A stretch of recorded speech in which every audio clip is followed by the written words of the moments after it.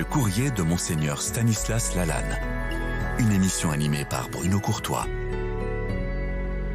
Monseigneur Lalanne, bonjour. Bonjour. Vous nous faites l'amitié de partager avec les auditeurs de la radio les très nombreux courriers que vous recevez au diocèse de Pontoise, car faut-il le rappeler, vous êtes l'évêque de Pontoise. Alors pour cette première petite émission, on sait que ça dure 3 minutes, ce sera 3 minutes toutes les semaines.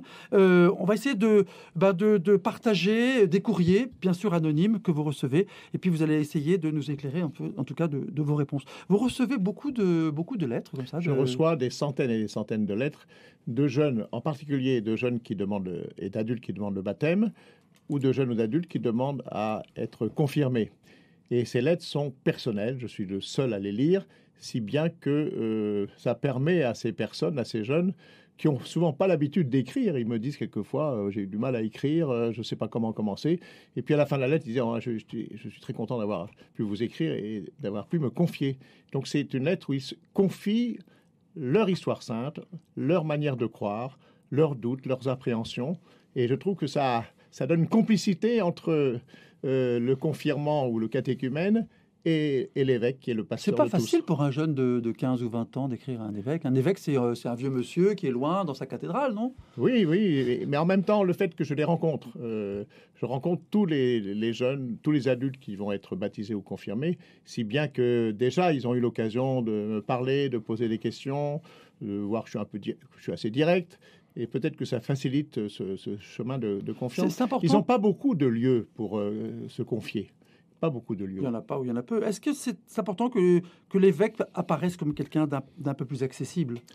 Je crois que c'est très important parce que, d'abord, ce qui nous rapproche le plus, d'abord, c'est la même dignité, tous baptisés.